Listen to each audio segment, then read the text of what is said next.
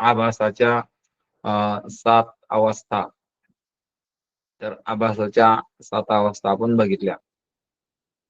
आता या ठिकाणी शिष्यानं प्रश्न केलेला आहे आणि शिष्यानं काय प्रश्न केला तर ते आपल्याला बघायचं. आणि त्याच्या अगोदर आपण काल मुख्य समानाधिकरण आणि बाद समानाधिकरण हा जो विषय बघितला तर याचं प्रथम आपण या ठिकाणी चिंतन करू.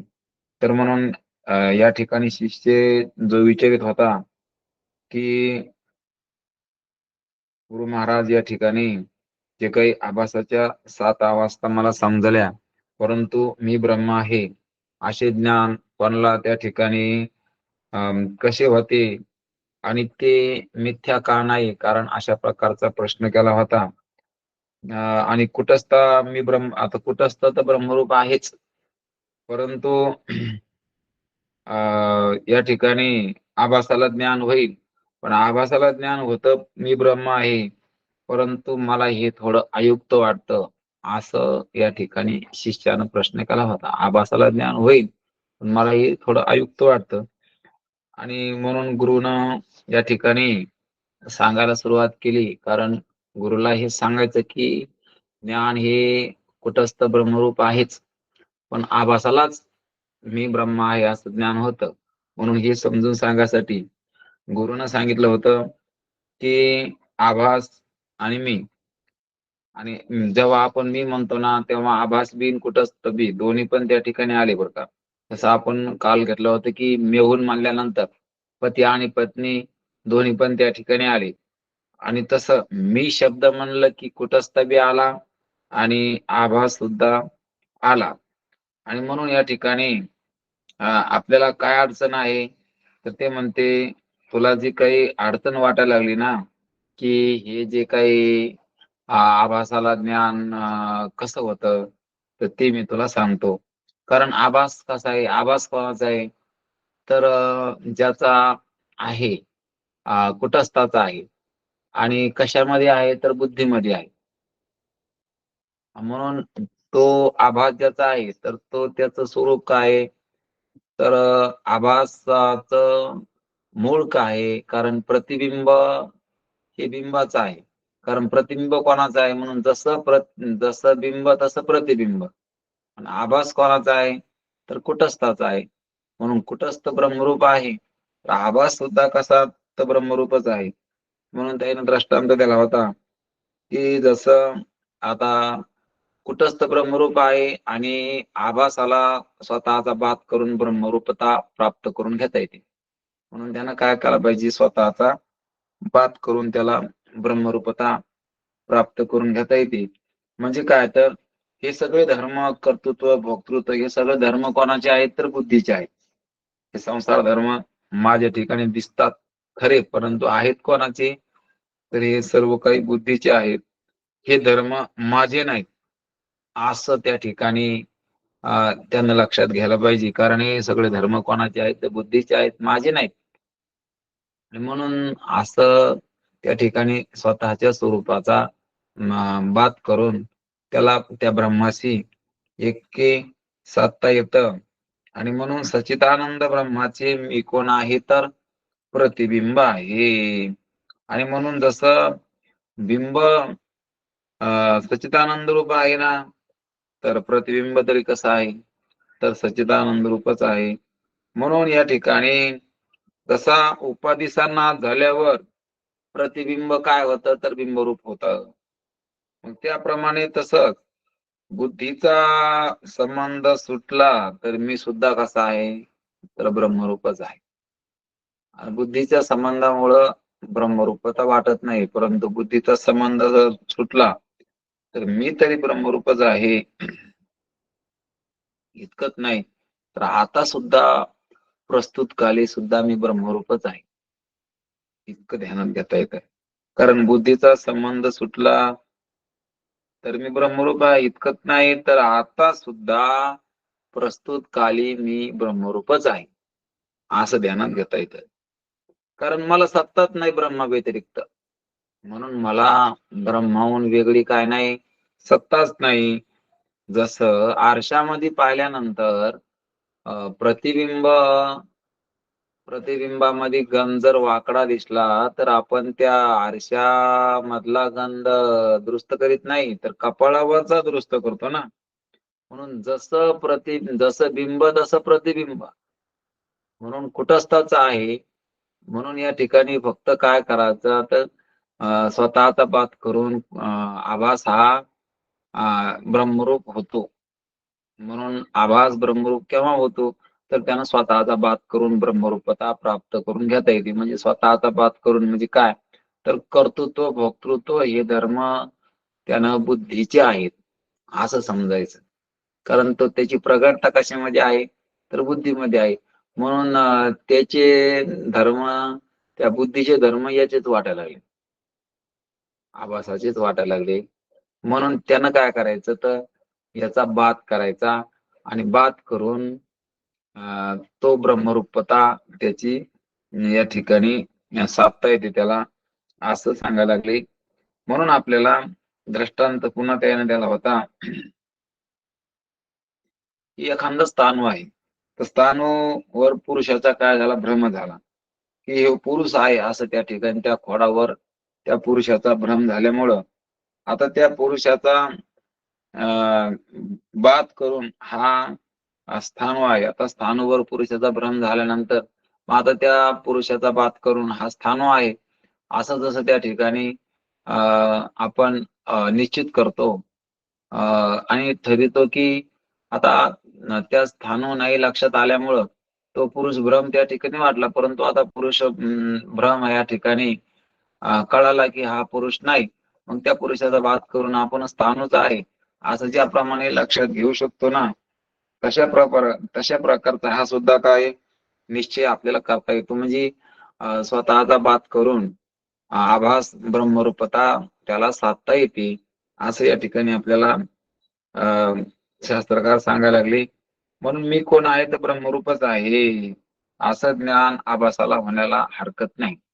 म्हणून हा जी काही अडचण शिष्याला वाटू लागली की आभासाला ज्ञान ब्रह्मरूप आहे असं होतं, परंतु मला थोडं त्या ठिकाणी अडचण वाटते आणि या ठिकाणी आभासाला ज्ञान होतं हे बरोबर सुद्धा आहे, परंतु हे थोडं अयुक्त वाटतं मला. अशी जी काही शिष्याला अडचण होती तर गुरुनं या ठिकाणी सांगितलंय की ज्ञान हे आभासालाच होतं आणि म्हणून हे युक्त बी आहे हे समजून सांगून बात करून काय करता येतं ज्याच्याशी ऐक्य होतं ना त्याला बाद समानाधिकरण हे आपण बघितलं होतं.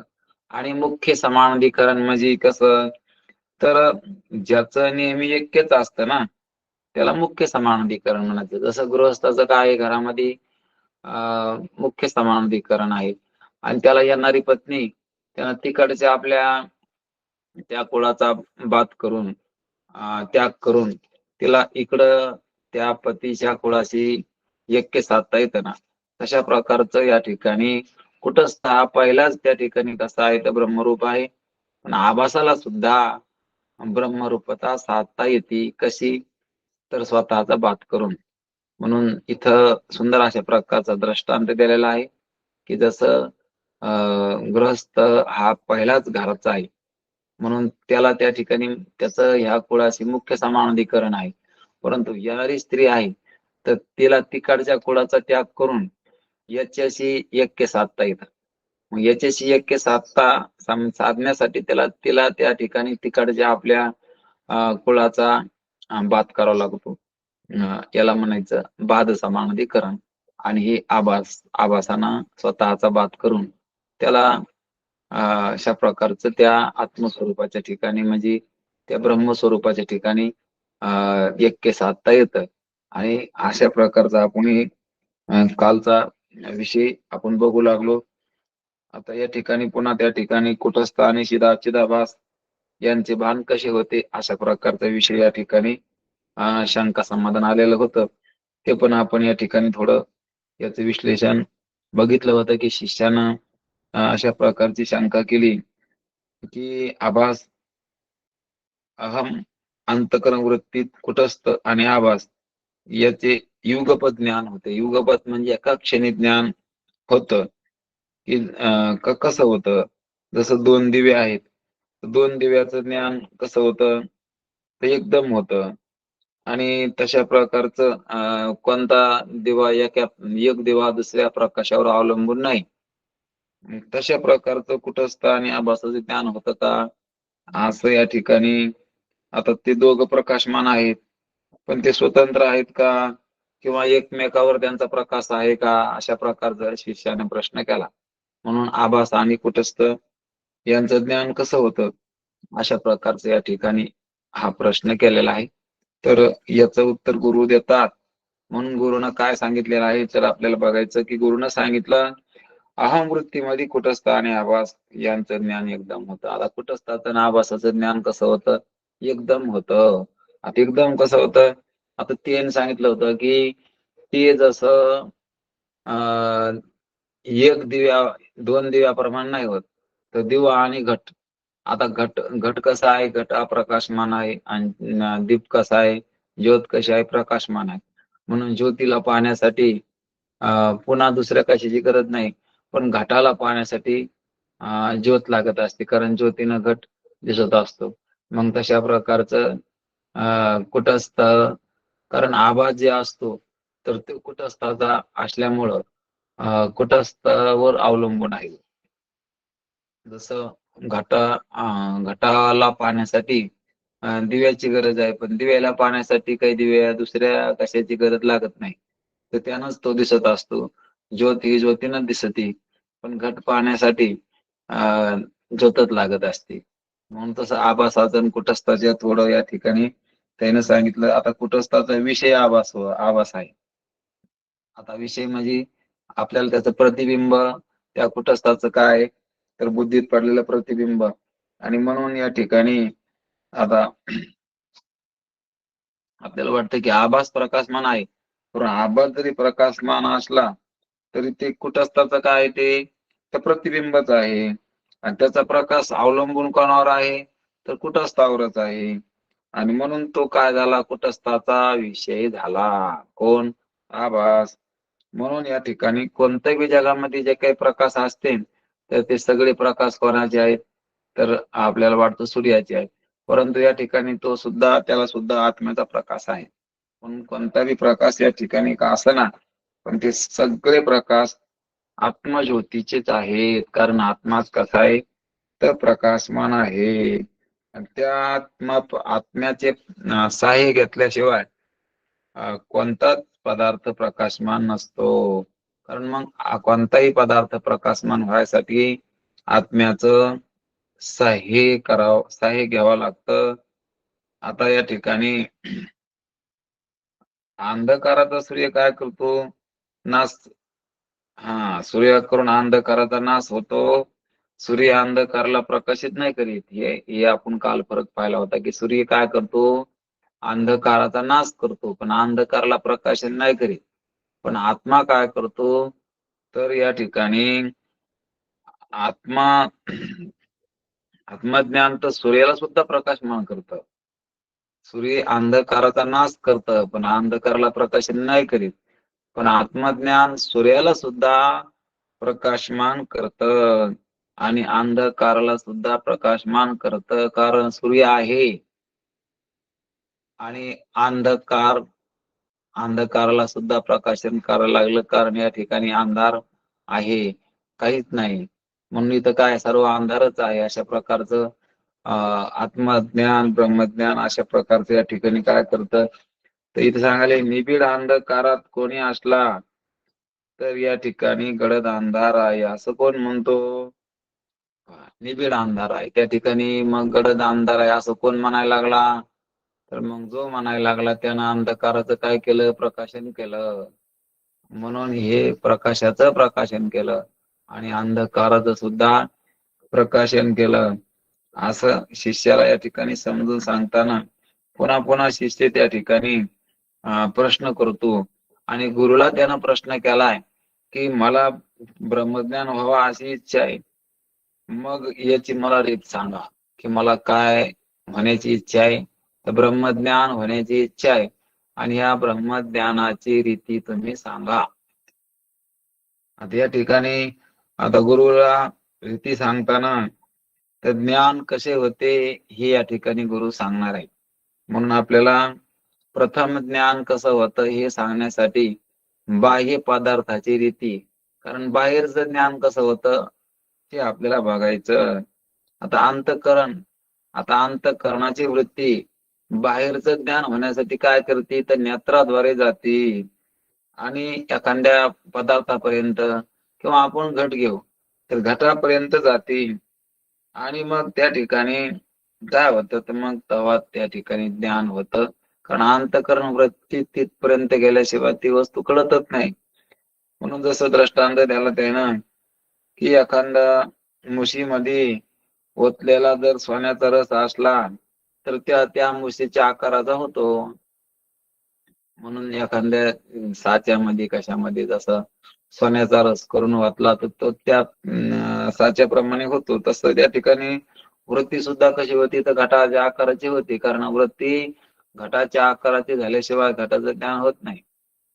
कारण वृत्तीनं त्या ठिकाणी आकार धरला, पण वृत्ती निस्ती गेली का एकटी तर आभासासहित, कारण वृत्ती अंतःकरणाची वृत्ती काय करते तर कोणतीही वृत्ती आभासासहितच असते.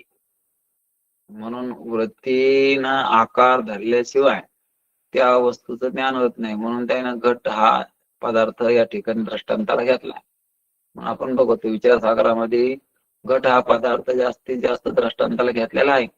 इथं सुद्धा या ठिकाणी म्हणते की अंतःकरण वृत्ती घटापर्यंत जाते आणि घटापर्यंत गेल्यानंतर निस्ती गेली का ती तर आभासासहित गेली. कारण अंतःकरण कसं असतं तर स्वच्छ आहे आणि स्वच्छ आहे म्हणून त्याची वृत्ती सुद्धा कशी आहे तर स्वच्छ आहे. अंतःकरण स्वच्छ आहे आणि अंतःकरणाची वृत्ती सुद्धा स्वच्छ आहे आणि म्हणून त्या ठिकाणी आभास असतोच ना. कुठं अंतःकरण स्वच्छ आहे, अंतःकरण वृत्ती स्वच्छ आहे म्हणून त्या ठिकाणी आभास असतो. आणि घट म्हणजे काय तर घट म्हणजे तमोगुणाचं कार्य. म्हणून पदार्थ हे तमोगुणाचे असतात हे आपल्याला माहिती आहे, कारण पदार्थ कशाचे तमोगुणाचे आहेत. म्हणून या ठिकाणी आपण पाहतो की 5 विषय तमोगुणाचे आणि ज्ञानेंद्रिय अंतःकरण हे सत्वगुणाचं, प्राण कर्मेंद्रिय रजोगुणाचे. म्हणून हे तीन तीन गुणाचं सांगताना या ठिकाणी सांगायला लागले की पदार्थ म्हणजे विषय कसे आहेत तर तमोगुणाचे आहेत. म्हणून तमोगुणाचे असल्यामुळे तमोगुणाच्या अंगी जडता आहे आणि तमोगुणाचे असल्यामुळे ते कसे आहेत तर जड आहे. आणि जड असल्यामुळं गुरु सांगायला लागले घटाच्या ठिकाणी अज्ञान आणि आवरण आहे. आता जड पदार्थ आहेत काय घट म्हणजे जे काही पदार्थ आहेत ते कसे आहेत तमोगुणाचे आहेत आणि तमोगुणाचे पदार्थ असल्यामुळे कसे आहेत तर जड आहे आणि जड असल्यामुळं त्या घटाच्या ठिकाणी काय आहे तर आवरण आहे, अज्ञान आहे. हे या ठिकाणी गुरुनं सांगितल्यानंतर आता शिष्याला पुन्हा या ठिकाणी प्रश्न पडतो की आता अज्ञान आणि आवरण ही त्या पदार्थाधिष्ठान चैतन्याची असून चैतन्याला आवरण करते असे मागे सांगितले. आता तुम्ही मागे तर सांगितलं होतं की अज्ञान आणि आवरण काय करतं की चैतन्य आश्रित आहे. आता चैतन्य आश्रित आहे म्हणजे कसं तर चैतन्याच्या ठिकाणी आहे अज्ञान आणि आवरण. आता जडाच्या ठिकाणी सांगायला म्हणल्यावर शिष्याला प्रश्न निर्माण झाला, आता जड वस्तूच्या ठिकाणी सुद्धा अज्ञान आणि आवरण आहे असं श्री गुरुनं या ठिकाणी सांगितल्यानंतर शिष्याला प्रश्न या ठिकाणी निर्माण झाला आणि प्रश्न निर्माण झाल्यानंतर ते म्हणते की अज्ञान आणि आवरण आहे ही कसे बरे. आता हे कुठं आता चैतन्याच्या आश्रित म्हणले असं ठीक होतं, पण आता तुम्ही काय सांगायला लागले की घटाच्या ठिकाणी सुद्धा हे अज्ञान आणि आवरण आहे. हे या ठिकाणी कसं होऊ शकल. आता जड पदार्थाच्या ठिकाणी आवरण कशा प्रकारचं असू शकतं हे या ठिकाणी आता प्रश्न केला त्यानं. कारण जड पदार्थाच्या ठिकाणी आवरण कसं म्हणता की चैतन्य आश्रित ठीक होतं. आवरण करते, चैतन्य असं आवरण करते ठीक आहे. परंतु आता सांगायला लागले की जड पदार्थाच्या ठिकाणी सुद्धा काय आहे, तर अज्ञान आणि आवरण आहे. मग हे कसं आहे? तर या ठिकाणी मला सांगा. असं शिष्यानं प्रश्न केल्यानंतर आता याचं उत्तर या ठिकाणी गुरु त्यालाच विचारते प्रश्न, की आता तू त्या ठिकाणी आता जो काही मला प्रश्न करायला लागला, तर ह्यो प्रश्न तुम्हाला माग काऊन नाही केला? कारण माग म्हणजे अज्ञानाच्या तुला मी 7 अवस्था सांगितल्या होत्या.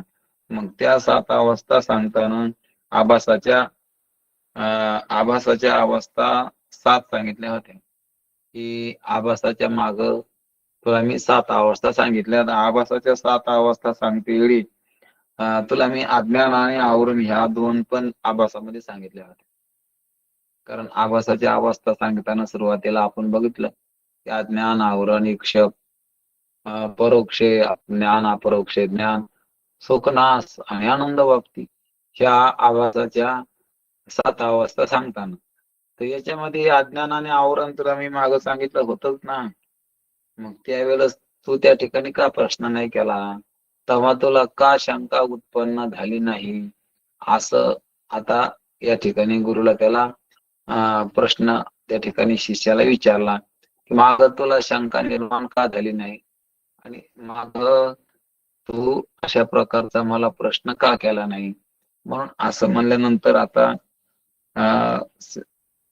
गुरु सांगायला लागले, आभासाच्या ठिकाणी अज्ञान आणि आवरण 2 अवस्था सांगितल्या होत्या.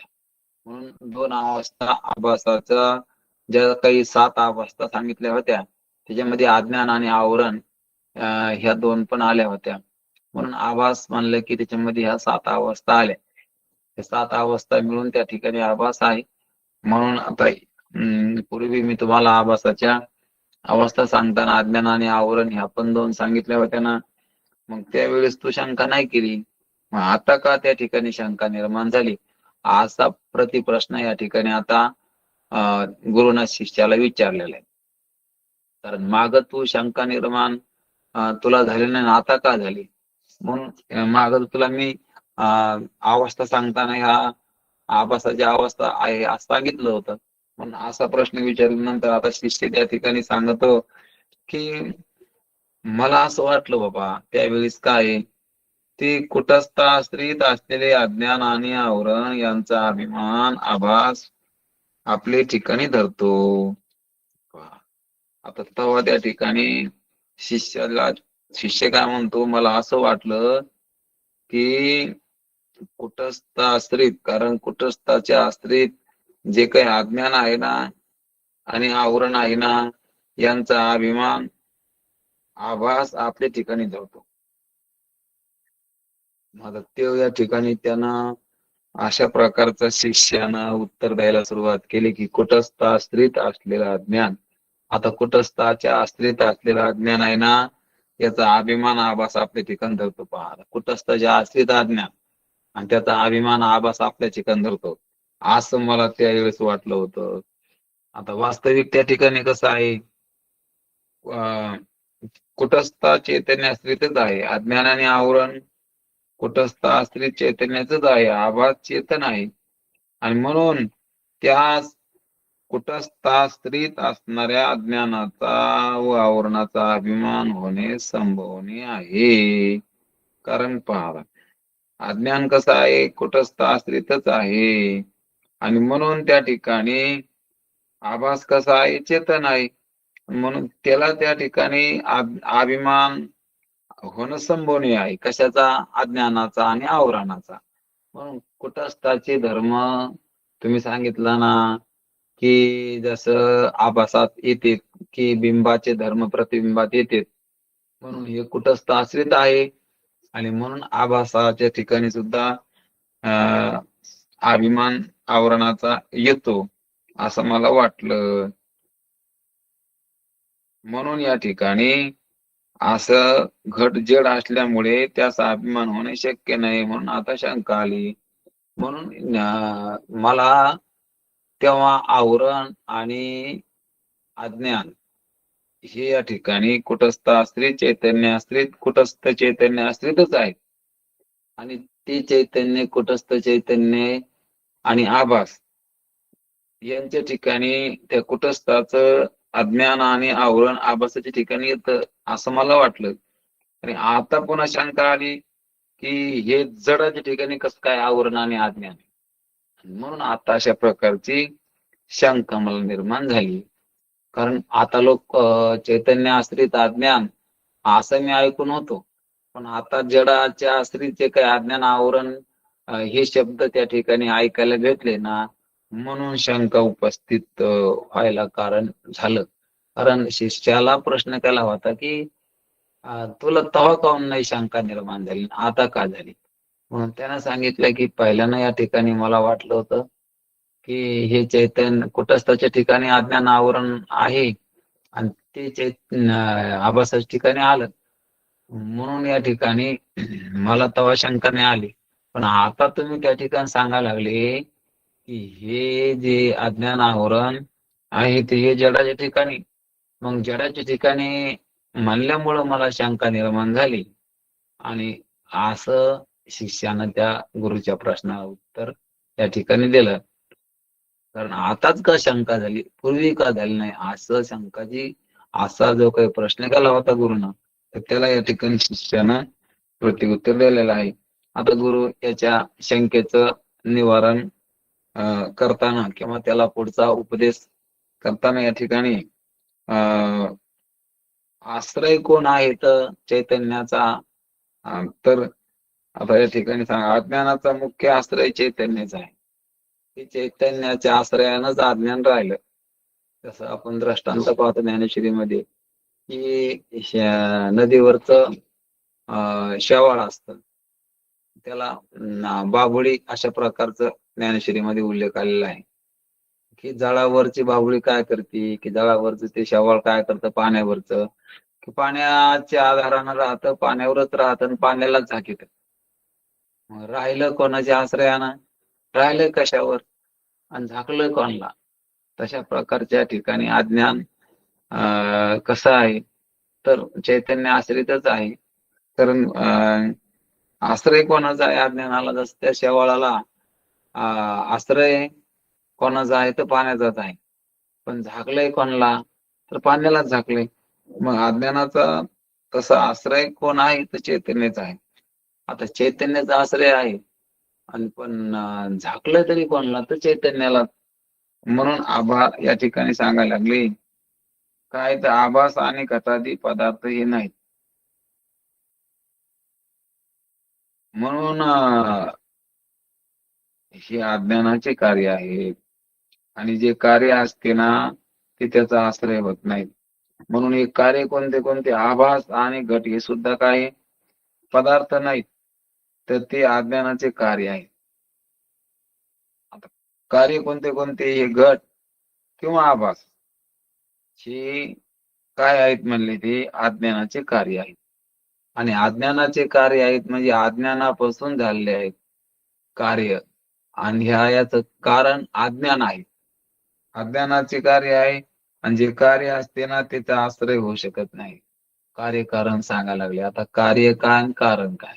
आता इथं कारण अज्ञान सांगितलं आणि कार्य काय सांगितलं, आभास आणि घटादी पदार्थ. म्हणून हे कार्य कारण सांगताना आता सांगायला लागले की आभास सुद्धा काय तर कार्य आहे आणि घट सुद्धा काय आहे घटादी पदार्थ. घट आदी म्हणजे घटासहित पुन्हा जे काही पदार्थ असतील ते सुद्धा काय आहे तर कार्यच आहेत. आणि कोणाचे कार्य आहे तर अज्ञानाचे कार्य आहे. अज्ञानाचे कार्य आहे आणि जे कार्य असतं ना त्याचा आश्रय होत नाही. आणि म्हणून जसा मातीचा घटका असतो कार्य आहे, कार्य म्हणजे मातीपासून झाला, म्हणून घटका आहे मातीचं कार्य आहे. कारण घटाला व्हायला काय लागली तर मातीच लागली. म्हणून आपण घट कशाचा म्हणतो तर मातीचा म्हणतो. म्हणून घट हा मातीचा आहे म्हणून कारण मातीपासून घट बांधला, म्हणून घट हे मातीचं कार्य आहे. आता घट हे मातीचं कार्य आहे आणि माती हे घटाचं कारण आहे. कारण माती कोण झाली, मग कारण झाली, आणि घट काय झालं, कार्य झालं. आणि म्हणून त्या मातीस तो घट आश्रय होत नाही. म्हणून कार्य कधी कारणाला आश्रय होत नाही. आता घट कधी मातीला आश्रय होईल का?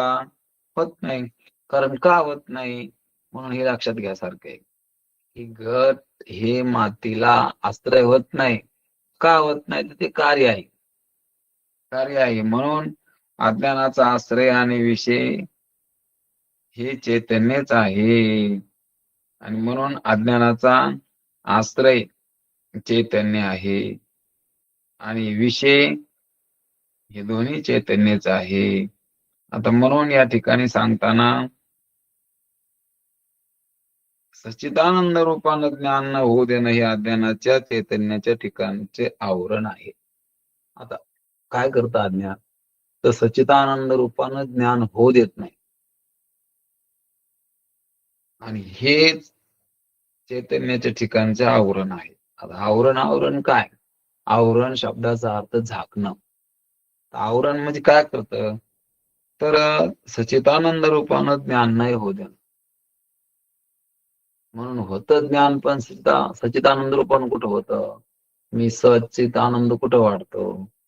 म्हणून असं ज्ञान नाही होऊ देणं, आणि याला तर म्हणायचं आवरण.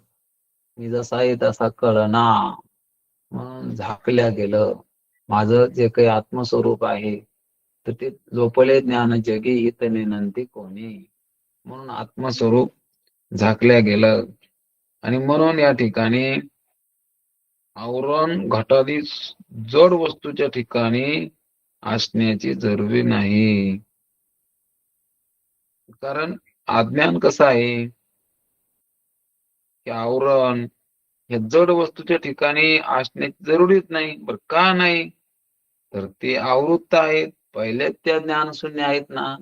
जड वस्तू कशा आहेत? तर पहिलेच ज्ञान शून्य आहे आणि पहिलेच ते आवृत्त आहेत.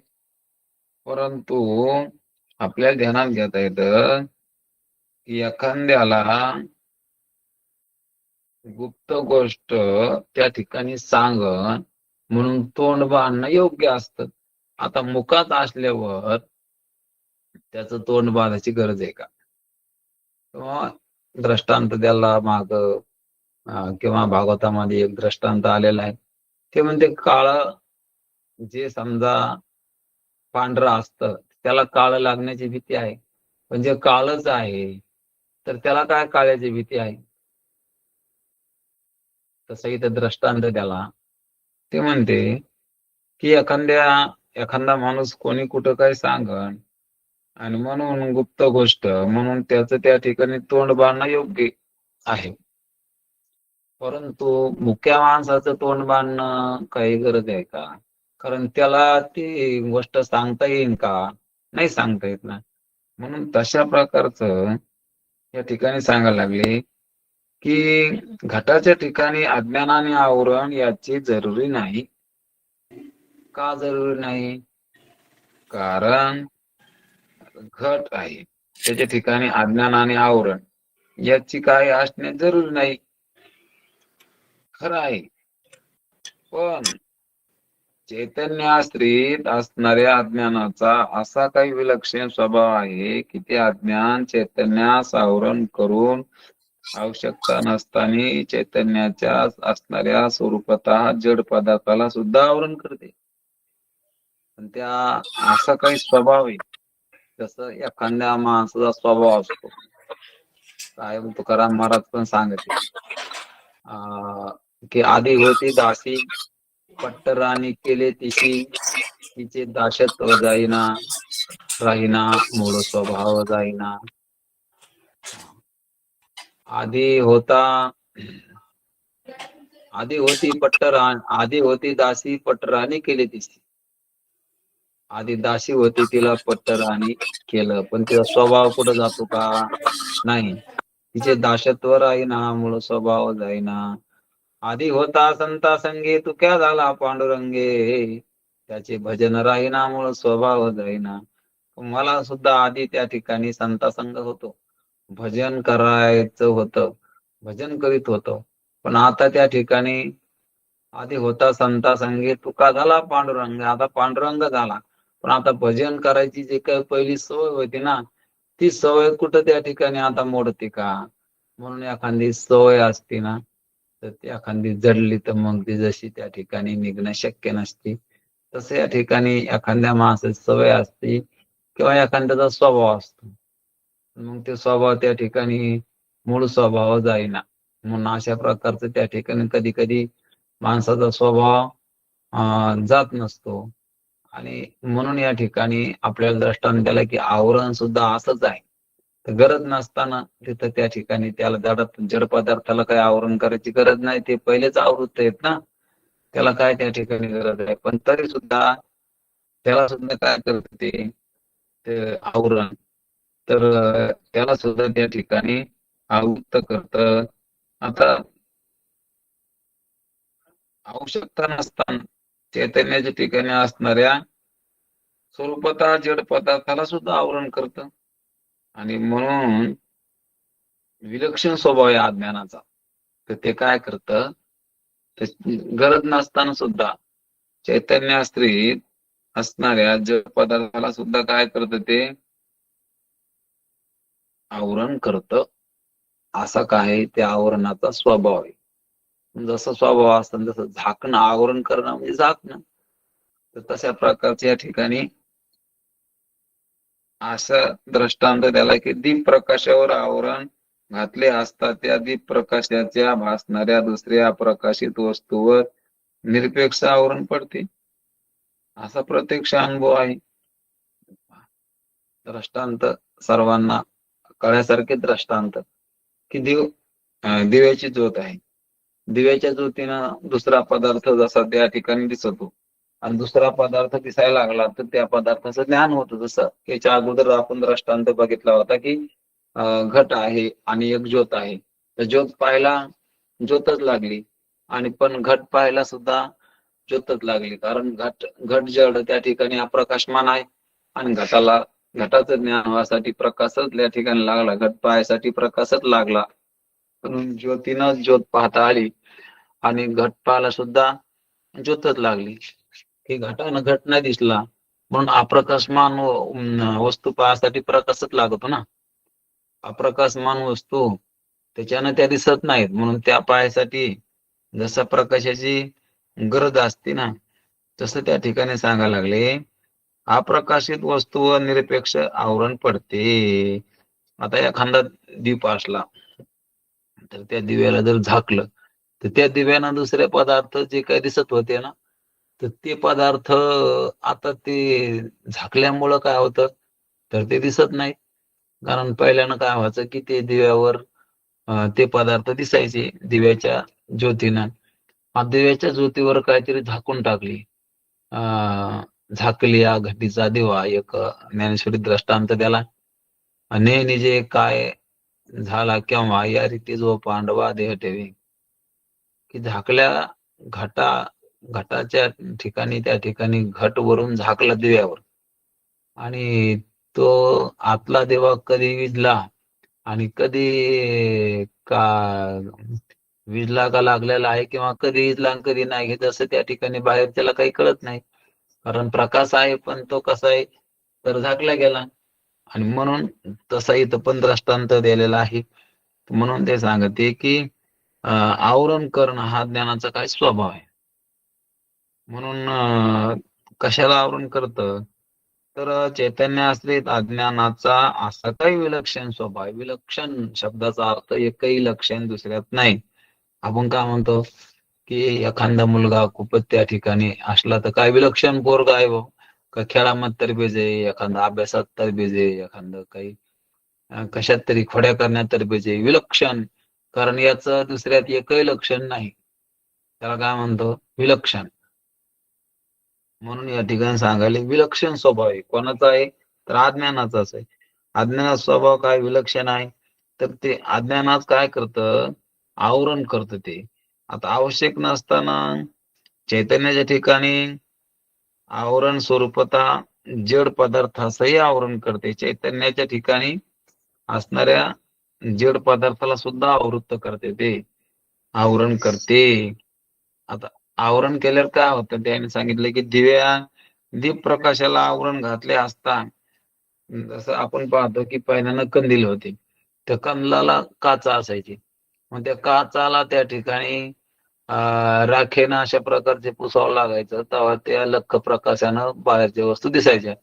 आणि त्या काचाला जर काजळी आली तर मग त्या कंदिलातली ज्योत दिसायची, परंतु बाहेर प्रकाश त्या ठिकाणी जास्त पडायचं नसल्यामुळं स्पष्ट अशा प्रकारचं त्या ठिकाणी बाहेरच्या वस्तूचं ज्ञान होत नव्हतं. तशा प्रकारचा जर प्रकाश त्या ठिकाणी मंदावला किंवा प्रकाशावर काहीतरी झाकण पडलं, तर मग बाहेरच्या वस्तूचं जसं त्या ठिकाणी ज्ञान होत नाही किंवा कळत नाही. तसं या ठिकाणी सांगायला लागले की दीपप्रकाशाने भासणाऱ्या दुसऱ्या अप्रकाशित वस्तूवरही निरपेक्ष आवरण पडते. म्हणून दीपप्रकाशा भासणाऱ्या दुसऱ्या दीपप्रकाशाने, आता दिव्याच्या ज्योतीनं ज्या काही दुसऱ्या वस्तू अप्रकाशित वस्तू ज्या आहेत, अप्रकाशित म्हणजे आता घट आहे, आता घटावर प्रकाश पडल्यानंतर घट कळतो, पण आता दिवा झाकला म्हणल्यावर घट कुठं दिसणार आहे. म्हणून असं त्या ठिकाणी अनुभव आहे. त्याप्रमाणे ते सांगायला लागले, अज्ञान चैतन्याला आवरण करून त्या चैतन्याश्रित असणाऱ्या घटादी जड वस्तूरही आवृत्त करते, आवरण करते. म्हणून अज्ञान काय करतं, तर चैतन्य आश्रित अज्ञान चैतन्याला आवरण करून, आता चैतन्याला आवरण करून चैतन्याच्या आश्रित असणाऱ्या जड पदार्थावर सुद्धा आवरण करते ते. चैतन्याला तर आवरण करतेच अज्ञान, पण पुन्हा काय करतं, जड पदार्थावर, आता कोणत्या जड पदार्थावर, तर चैतन्य आश्रित जड पदार्थावर सुद्धा काय करतं ते आवरण करतं. म्हणून या ठिकाणी आता ही अवस्था आपण जे पाहू लागलो आभासाच्या, त्याच्यामध्ये हे या ठिकाणी जे काय आलं होतं की साक्षात बंधरूप, ह्या 3 अवस्था त्याने सांगितल्या होत्या आभासाच्या, की बंध हेतू म्हणजे कोणतं कोणतं विक्षेप हे बंधरूपच आहे, आणि अज्ञान, आवरण, आणि हे या ठिकाणी बंध हेतू सांगितलं. आणि त्या अज्ञानाच्या 2 शक्त्या सांगितल्या होत्या, आवरण आणि विक्षेप. म्हणून ते या ठिकाणी आता त्याचं विश्लेषण चाललेलं आहे. त्या आभासाच्या ज्या काही अवस्था आहेत पूर्वी, तर त्याचंच या ठिकाणी आपल्याला विश्लेषण पाहायला लागलं. कारण काय त्यांचे कार्य आहे किंवा काय त्यांचं या ठिकाणी काय करते ते, कशा प्रकारचे या ठिकाणी आवृत्त करायला लागले, आवरण टाकायला लागले, कशाला करायला लागले. कारण चैतन्याला आवरण करा ते, आणि एवढंच नाही, ते चैतन्य आश्रित जे काही पदार्थ आहेत तर त्याला सुद्धा काय करते, आवरण टाकते. म्हणजे कळू देत नाहीत. आवरण टाकणं म्हणजे झाकणं, कारण त्याचं प्रकाशन झाल्यावर ती वस्तू कळन, आणि नाही प्रकाशन झाल्यावर मग कसं कळन. म्हणून काय करतं, तर जड वस्तूचंही आवरण करते. म्हणून घटाश्रित अज्ञान व तत्कृत आवरण आहे असे सांगितले. आणि म्हणून घटाचे आश्रित अज्ञान आणि ते अज्ञान बाकीच्या चैतन्य आश्रित वस्तूला सुद्धा, जड वस्तूवर सुद्धा त्या ठिकाणी काय करतं, आवरण करतं. आता या ठिकाणी ते म्हणते, आता ह्या विषयाला जास्त लांब निकाल टाकायचं नाही, कारण आता बराच याचं या ठिकाणी विश्लेषण झालेलं आहे. आणि नाहीच जरी समजा लक्षात आलं, तर पुन्हा पुन्हा आपण विचारसागर वाचून सुद्धा हा विषय आपण ध्यानात घेऊ शकतो. कारण नवीन शब्द काही काही काहीला नवीन विषय असल्यामुळं हे कधी नाही ऐकलेला किंवा कधी अशा प्रकारचे शब्द कानावर नाही पडलेले असा प्रकारचा विषय, तरी पण या ठिकाणी आपण पुन्हा पुन्हा याचं चिंतन केलं तर काही ना काहीतरी आपल्याला लक्षात येतं. आणि आपल्या ज्या काही मनातले संशय, शंका किंवा जो काही शास्त्रीय रीतीनं ब्रह्मचिंतनाचा जो काही अभ्यास या ठिकाणी ग्रंथात सांगितलेला आहे, तर तो या ठिकाणी आपल्याला सुद्धा अशा प्रकारचं चिंतन करायची सवय लागून जाते. म्हणून या अभंग या आपल्या याच्यात सांगायला लागले चिंतनातला विषय, की अज्ञान काय करतं, की आवरण केलेला घट आभासासहित अंतःकरणाची वृत्ती व्यापते. अज्ञानाने आवरण केलेला घट. आता आवरण केलेला म्हणजे प्रत्येक वस्तूमध्ये काय आहे, आवरण. जसं शिष्याने हे प्रश्न केला होता, की मग आता जड वस्तूला कसं आवरण करतं. म्हणून या ठिकाणी सांगायला लागले, की चैतन्य आश्रित जे काही वस्तू आहेत ना, नंतर जड, त्या जड वस्तूला सुद्धा, घटादी जड वस्तूला सुद्धा काय करतं, ते आवरण करतं. असं श्री गुरूंना सांगताना आता या ठिकाणी काय करतं ते, तर आभासासहित करतं. आभासाला बी आणि पुन्हा अंतःकरण वृत्ती सुद्धा व्याप्ती, आणि तो घटावरील अज्ञानाचे आवरण दूर करतो. आता कोण करतो? वृत्य वृत्यांश जे आहे, तो काय करतो? अज्ञानाचे आवरण दूर करतो आणि वृत्तीत असणारा आभास काय करतो? जड पदार्थाचे ज्ञान करून देतो. आता हे प्रत्येकाचं कार्य सांगितलं, कोण कोण काय काय कशा प्रकारचं करतं. तर हे अज्ञान आवरण करतं, आणि वृत्यांश काय करतो? वृत्तीचा अंश, वृत्यांश म्हणून वृत्ती तिथपर्यंत गेलेली, त्याचा अंश काय करतो? तर अज्ञानाचं आवरण दूर करतं. अज्ञानाचं आवरण दूर करून आभास काय करतो? तर आभास म्हणजे चैतन्याचं प्रतिबिंब. ते काय करतं? तर जड पदार्थाचं ज्ञान करून देतं. की जड पदार्थाचं ज्ञान करून देतं. जसं आपण माग सुद्धा हा विषय बघितला होता, की प्रत्येक वस्तूमध्ये दोन प्रकारचं काय असतं, एक अंधकाराचं आवरण, एक अज्ञानाचं आवरण. हा विषय आपला माग झाला होता, की अज्ञानाचं आवरण आणि अंधकाराचं आवरण जे असतं, तर ते प्रकाशानं दूर होतं. तिथं प्रकाश गेला की ते अंधकाराचं आवरण दूर झालं. आणि अज्ञानाचं आवरण, त्या वस्तूचा आकार धरला तर त्या ठिकाणी अंतःकरणानं त्या वस्तूचा आकार धरला की ते अज्ञानाचं आवरण दूर होतं. आणि आपण आता सुद्धा या आजच्या विषयामध्ये बघितलं, की अंतःकरण आभासासहित असतं. आणि आता इथं या ठिकाणी विषय बघायला लागलो, की आभास काय करतो, कारण याच्यातलं वृत्यांश काय करतं, अज्ञान काय करतं, आभास काय करतं. या समजा या ठिकाणी यांचं कार्य सांगायला लागले, की अज्ञान ह्या वस्तूला आवरण करतं, आणि वृत्यांश काय करतो, ते अज्ञानाचं आवरण दूर करतो. अज्ञानाचं आवरण वृत्यांश दूर करतो. आणि आभास काय करतं, तर जड पदार्थाचे ज्ञान करून देतो. कारण आभास काय करतं, तो जड पदार्थाचं काय करून द्यायला लागला, ते ज्ञान करून द्यायला लागला. आणि अशा प्रकारचं हे प्रत्येकाचं कार्य. आणि याचा स्पष्ट त्या ठिकाणी पुन्हा सांगायला लागले आपल्याला, की आभास म्हणजे कोण? अधिष्ठान चैतन्याचे अंतःकरणात झालेले विशेष ज्ञान. म्हणून आभास, आभास म्हणजे काय? ते म्हणते अधिष्ठान चैतन्याचे अंतःकरणात झालेले विशेष ज्ञान. आता याला काय म्हणायचं? आभास. आणि ते ज्ञान अंतःकरण वृत्ती बरोबर घटापर्यंत जाते. आता ते ज्ञान अंतःकरणाबरोबर, अंतःकरणाच्या वृत्ती बरोबर कुठे जातं? घटापर्यंत जातं. आणि घटापर्यंत गेल्यावर मग काय होतं? तर मग त्या घटाचं ज्ञान होतं, आणि तेव्हा अंतःकरण आवरण दूर करून घटाकार होतं.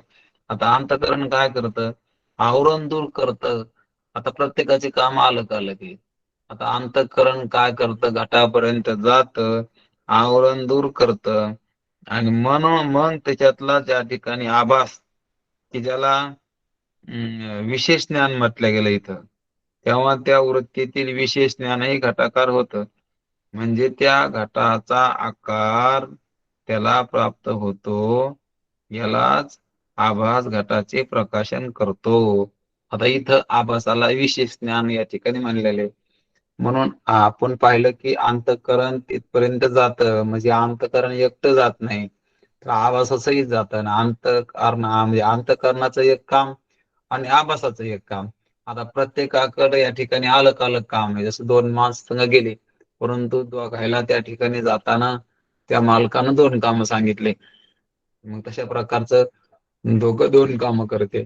मग तसं या ठिकाणी आभास बी गेला, अंतःकरण बी गेलं. आता अंतःकरण एकटं जात नाही, आभासाचंही जातं. आभासाचंही गेल्यानंतर आभास काय करतं काम आणि अंतःकरण काय करतं. आता अंतःकरण काय करतं, तर आवरण दूर करतं, घटाकार होतं आणि विशेष ज्ञान म्हणजे आभास. आता अंतःकरणातलं विशेष ज्ञान आणि ते काय करतं, ते बी घटाकार होतं, म्हणजे घटाचा आकार त्याला प्राप्त होतो आणि यालाच म्हणायचं घटाचं प्रकाशन करतं.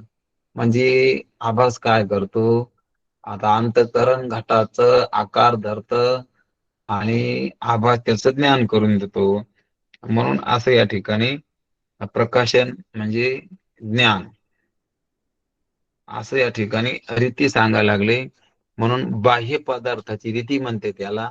म्हणून हा थोडा बारीक अशा प्रकारचा विषय आज या ठिकाणी आपल्याला आलेला आहे. म्हणून ही बाह्य पदार्थाची रीती म्हणून हा बाकीच्या ग्रंथानं जास्त अशा प्रकारचा याचा उल्लेख येत नाही.